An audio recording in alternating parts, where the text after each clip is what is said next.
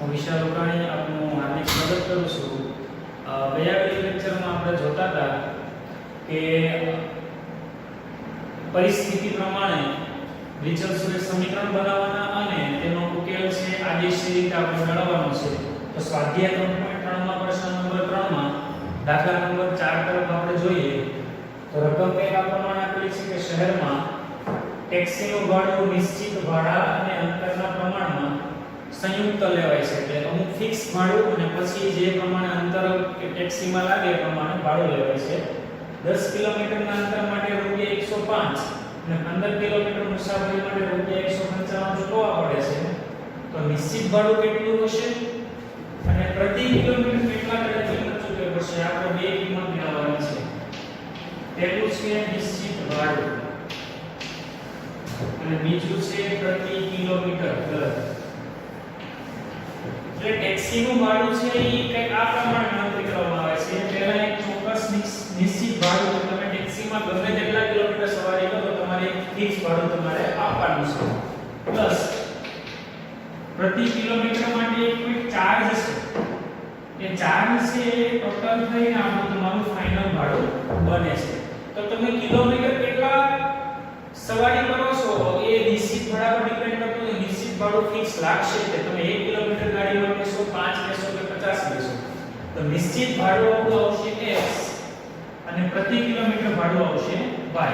જેટલા કિલોમીટર ચાલે એટલા 1 ચાલે તો 1, 2 ચાલે તો 2, 3 ચાલે તો 3. તો આપણે ધારણા કરીએ ધારો કે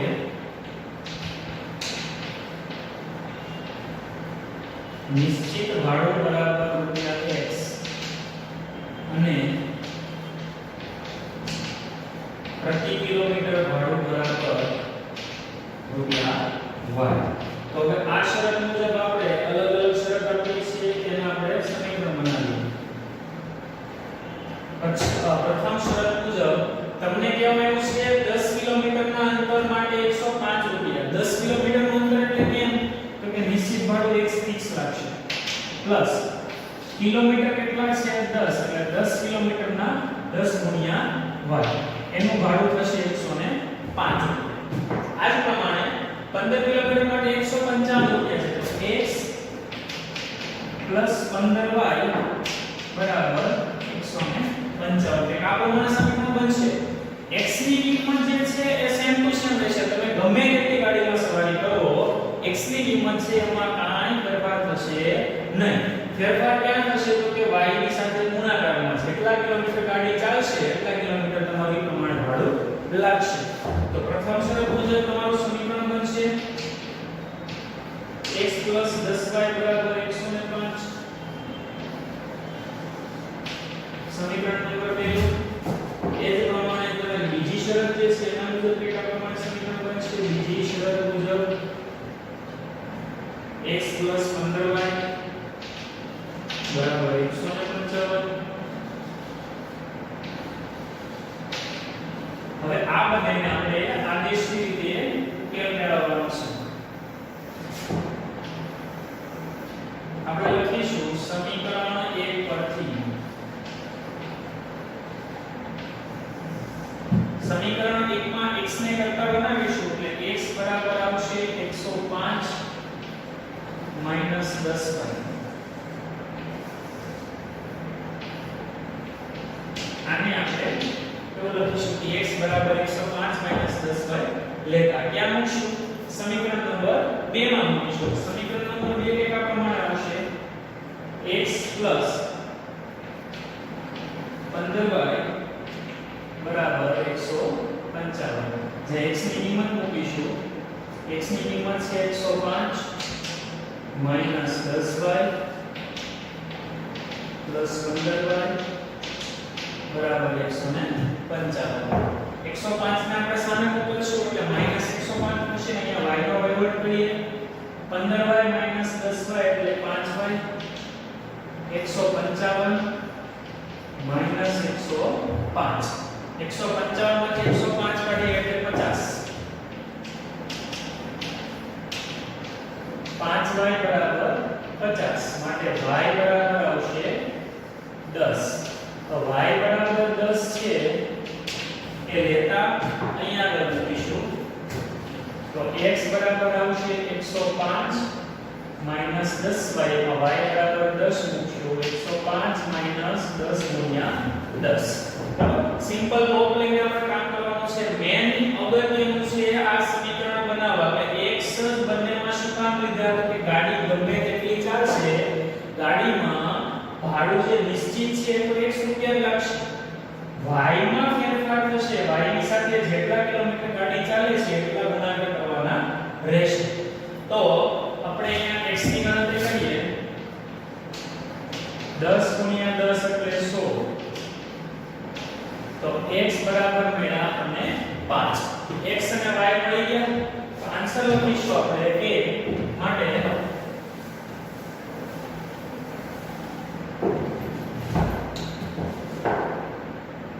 x બરાબર 5 અને y બરાબર 10. તો આપણે લખીશું કે માટે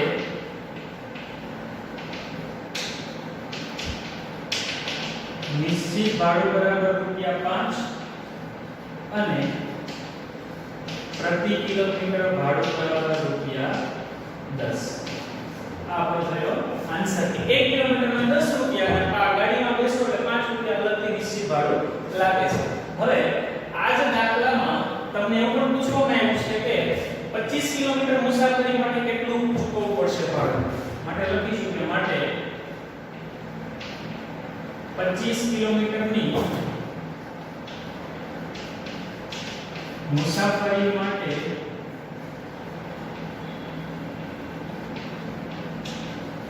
ચૂકવવું પડતું ભાડું બરાબર x + 25y. થોડું દિમાગ દોડાવવાનું કે x તો ફિક્સ આવશે. આ 25 સાના તો કે 25 કિલોમીટરના પ્રતિ કિલોમીટર દર છે y રૂપિયા. તો 25 કિલોમીટરના 25y થશે ને 1 રૂપિયા આપણે ગાડીમાં નિશ્ચિત ભાડું લાગે છે.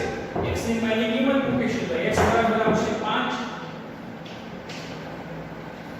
25 ગુણ્યા y બરાબર આવશે 10.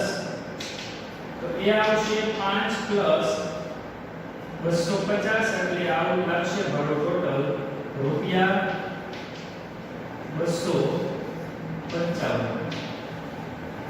295 રૂપિયા ભાડું છે 25 કિલોમીટર સવારી માટે લાગશે. આગળ આવીએ દાખલા નંબર 5 તરફ. દાખલા નંબર 5 માં કેટલા પ્રમાણે વાત કરી છે કે એક અપૂર્ણાંકના અંશ અને છેદમાં 2 ઉમેરતા તે 9 ના છેદમાં 11 બને છે. અપૂર્ણાંકના અંશ અને છેદમાં 2 ઉમેરતા 9 ના છેદમાં 11 બને છે. અપૂર્ણાંકના અંશ અને છેદમાં 3 ઉમેરવામાં આવે જો અપૂર્ણાંકના અંશ અને છેદમાં 3 ઉમેરવામાં આવે તો તે કંઈક 5 ના છેદમાં 6 બને છે. તો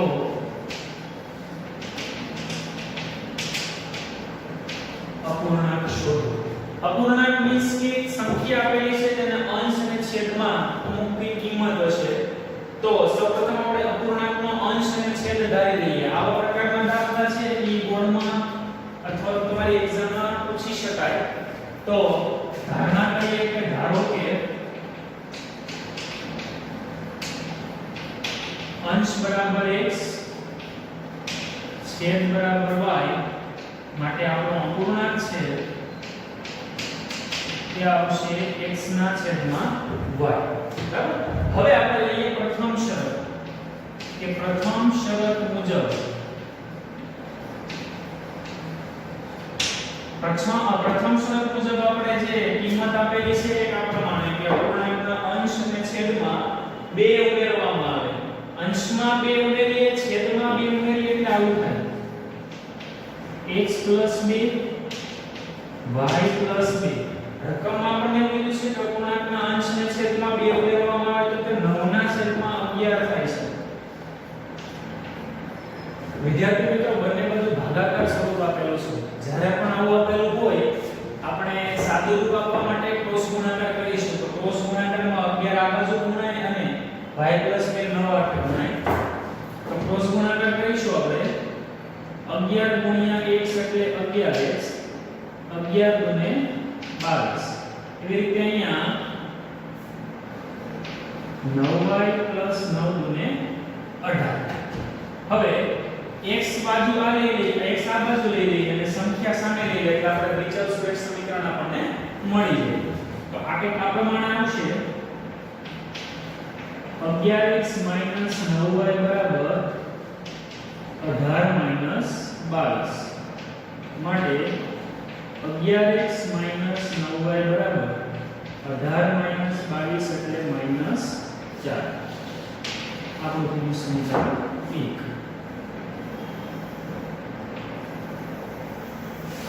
આ જ પ્રમાણે આપણે બીજી શરત આપેલી છે એમાં કીધું છે કે અપૂર્ણાંકના અંશને છેદમાં 3 ઉમેરવામાં આવે તો લખીશું કે અપૂર્ણાંકના એટલે કે બીજી શરત મુજબ અંશમાં 3 ઉમેર્યા છેદમાં 3 ઉમેર્યા તો અંશને છેદમાં 3 ઉમેરીએ તો કિંમત બને છે 5/6. તો 5/6 ને આપણે પાછો ક્રોસ ગુણાકાર કરીશું. ક્રોસ ગુણાકાર કરીએ એટલે આપણને કિંમત મળે 6x + 6 * 18 5y + 5 * 15 5y ને આ બાજુ અને 18 ને સામે લઈ જઈએ એટલે સીમાની જેવું સમીકરણ આપણને બીજું મળશે. એટલે એક આપણને આ રીતે મળશે 6x - 5y = 15 - 18 6x - 5y બરાબર -3. સમીકરણ નંબર 2. આ સમીકરણ 1 અને 2 આપણે રચી લીધું છે. હવે એને આપણે આદેશી રીતે ઉકેલ મેળવવાનો છે તો સૌપ્રથમ આપણે કામ કરીશું કે x માં કરતા બનાવીએ. x માં સમીકરણ બનાવીએ સમીકરણ 1 પરથી.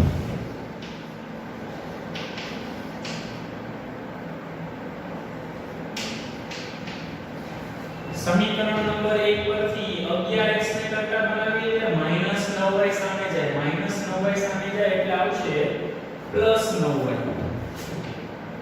માટે 11x બરાબર 9y - 4.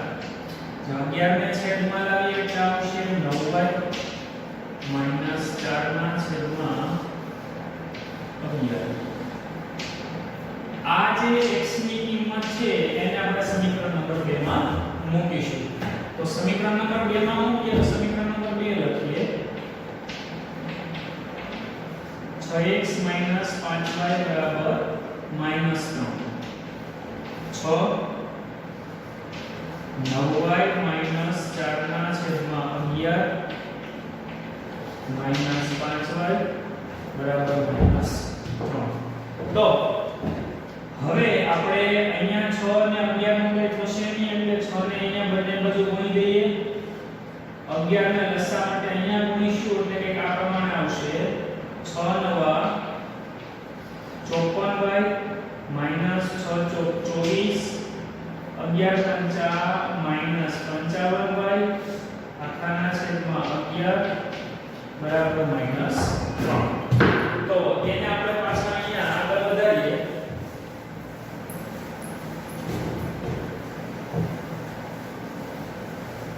તો 54y - 55y એટલે -y. બીજું છે -24. અહીંયા 11 તેરી થશે -33. -24 ને સામે મૂકીએ એટલે +24 એટલે -33 +24 માઈનસ પ્લસ માઈનસ 33 માંથી 24 કાઢીએ એટલે -9 એટલે y બરાબર આવશે 9. y બરાબર 9 લઈશું આપણે મૂકીશું અહીં તો એ આવશે x બરાબર સમીકરણ આપણું છે 9y 4 ના છેદમાં 11 9 ગુણ્યા 9 4 ના છેદમાં 11 આપણે શું કર્યું y બરાબર 9 અહીંયા મૂક્યા છે તો 9 81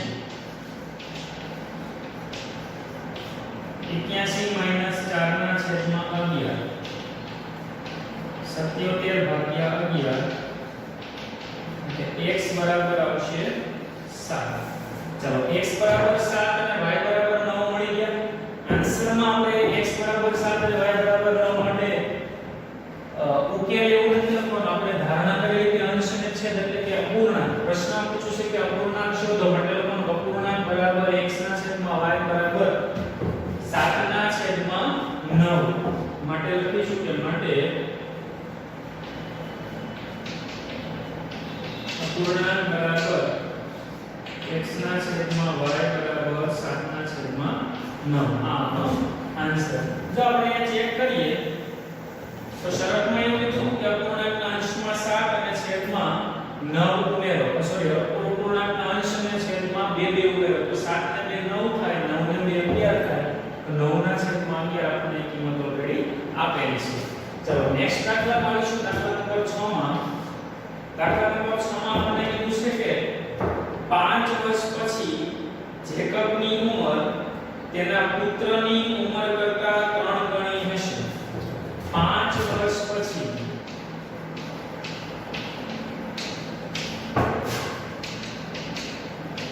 જેકબની ઉંમર તેના પુત્રની ઉંમરથી 3 ગણી હશે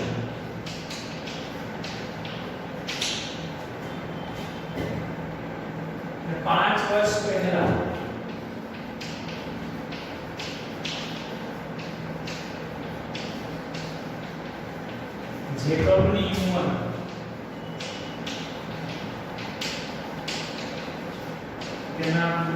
પુત્રની ઉંમરથી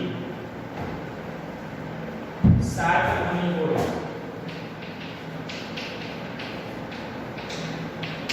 તો તેમની વર્તમાન ઉંમર શોધો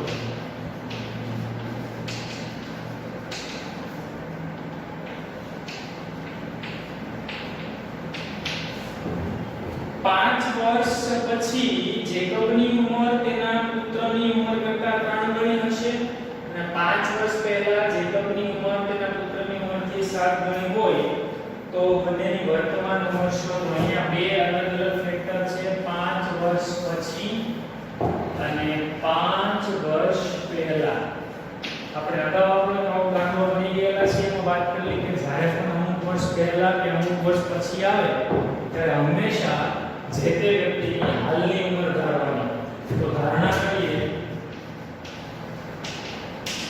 ધારો કે જેકબની હાલની ઉંમર બરાબર x વર્ષ તેના પુત્રની હાલની ઉંમર બરાબર y વર્ષ હવે આપણે અહીંયા આ દાખલામાં હાલની ઉંમર સાથે ગણતરી નથી કરવાની આપણે કરવાની છે 5 વર્ષ પછીની અને 5 વર્ષ પહેલાની ઉંમર તો પહેલા આપણે 5 વર્ષ પછીની અને 5 વર્ષ પહેલાની ઉંમર છે એ ધારી લઈએ તો આપણે લખીશું પહેલા કીધું છે 5 વર્ષ પછી વિદ્યાર્થી મિત્રો આપણે અગાઉ શીખેલા છીએ હજી પણ પાછું યાદ કરાવી દઈએ કે આટલા વર્ષ પછી એવું કહેવામાં આવે તો ઉંમરમાં પ્લસ કરવાના પહેલા કહેવામાં આવે તો ઉંમરમાં માઈનસ કરીશું તો સૌપ્રથમ ઉંમરમાં આપણે પછી કીધું છે એટલે બંને બાજુ આપણે અહીંયા પ્લસ કરીશું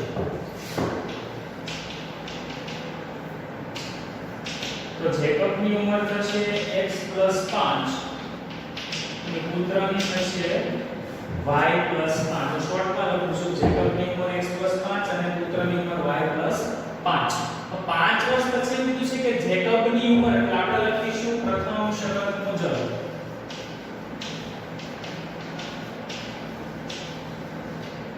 પ્રથમ શરત મુજબ જેકબની ઉંમર એટલે x + 5 તેના પુત્રની ઉંમર કરતા y + 5 કરતા 3 ગણી હશે. વિદ્યાર્થી મિત્રો, આપણે અગાઉના લેક્ચરમાં એ વાત કરી કે નાનો વ્યક્તિ હોય એની સાથે ગુણાકાર કરવો. અહીંયા પુત્ર નાનો છે તો પુત્ર સાથે આપણે 3 ગુણાકાર કર્યા છે. હવે શું કરીશું? આપણે સાદું રૂપ આપીએ કે x + 5 બરાબર 3y + 15. 3y ને આ બાજુ અને 5 ને આ બાજુ લઈ લઈએ. x - 3y બરાબર 15 - 5. તો x - 3y બરાબર આપણને સમીકરણ નંબર 1 મળ્યું. x - 3y બરાબર 10. આગળ જઈશું આપણે. તો આગળ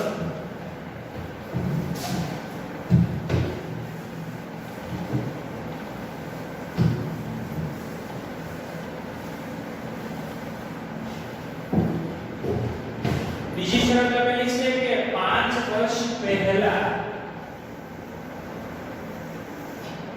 આપણને કહેવામાં આવ્યું છે 5 વર્ષ પહેલા. તો 5 વર્ષ પહેલા જેકબ થાય x - 5 અને તેનો પુત્ર થાય y - 5. કે વર્ષ પહેલા કીધું એટલે આપણે માઈનસ કરવાની પ્રથા છે. હવે વાત કરીએ કે 7 ગણી ઉંમર હોય કે જેકબની ઉંમર. જેકબની ઉંમર એટલે x - 5. આપણે લખીશું બીજી શરત મુજબ જેકબની ઉંમર પુત્રના ઉંમરથી 7 ગણી હશે. કેટલા ગણી લીધેલી છે આપણને? 7 ગણી. સાદું રૂપ આપીએ કે x - 5 બરાબર 7y - 7 × 35. તો 7y આ બાજુ લઈ આવશું. -5 સામે જાય એટલે આવું થશે. x - 7y બરાબર -35 + 5 એટલે x - 7y બરાબર આવશે -30. આ થઈ ગયું આપણું સમીકરણ નંબર 2. હવે સમીકરણ 1 અને સમીકરણ 2 ને આપણે 1 બાય 1 કરતા બનાવીને ઉકેલીશું. તો લખીએ કે સમીકરણ 1 પરથી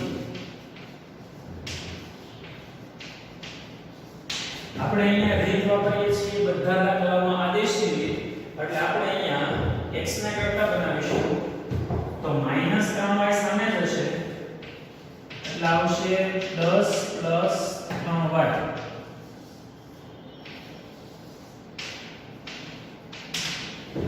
-3y સામે ગયો એટલે +3 આવશે 3y. જેથી શું થશે?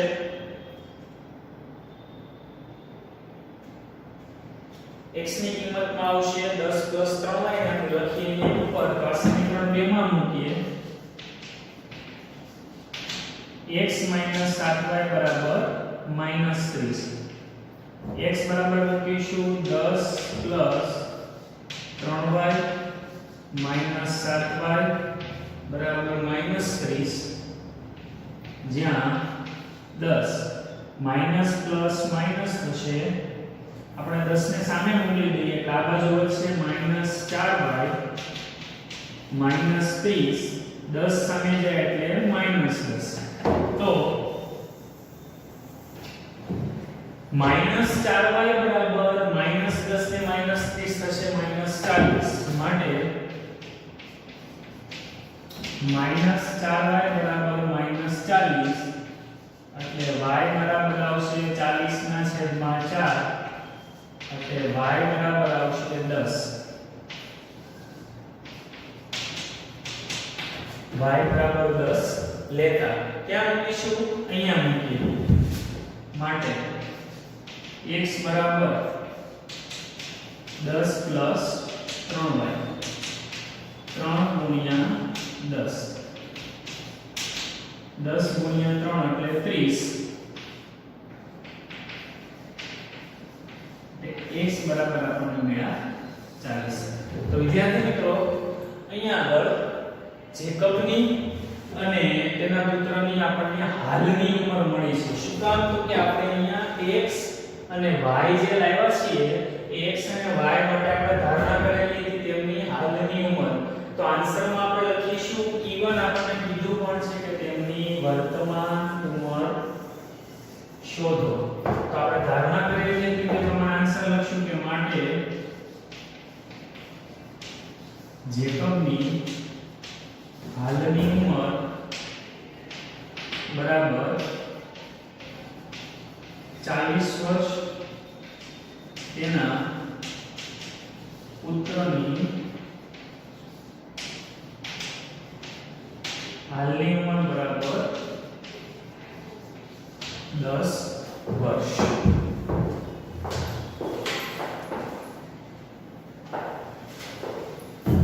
તો જેકબની અને તેના પુત્રની હાલની ઉંમર છે મળી કે આપણે ચેક કરીને દાખલો સાચો કે ખોટો. તમને વાત કરીએ છીએ 5 વર્ષ પછી. તો 5 વર્ષ પછી જેકબ થાય 40 ને 5 45 વર્ષનો અને એનો પુત્ર થાય 10 ને 5 15 વર્ષનો. 45 અને 15 તેની ઉંમર 3 ગણી છે. 15 જેવી 45 મળી ગયા. એ જ પ્રમાણે 5 વર્ષ પહેલા જેકબ થાય 35 વર્ષનો અને એનો પુત્ર થાય 5 વર્ષનો. તો 5 અને 35 એટલે 7 પંચા 35 તમને કીધું છે કે 7 ગણી હશે. તો તમે જવાબ પરથી તમારો જે જવાબ છે એ કઈ રીતે સાચો છે એ રકમમાં તમે યોગ્ય કિંમત મૂકશો એટલે જવાબની ચકાસણી થઈ જશે. તો વિદ્યાર્થી મિત્રો આ સાથે આપણું સ્વાધ્યાય નંબર 3.3 કે જેમાં આદેશ રીતથી જે દાખલા ગણવાના હતા એનું કામ અહીંયા પૂરું થાય છે. નેક્સ્ટ લેક્ચરમાં આપણે દ્વિચલ સમીકરણના ઉકેલની જે બીજી રીત છે એના વિશે આપણે ચર્ચા કરીશું. જય હિન્દ.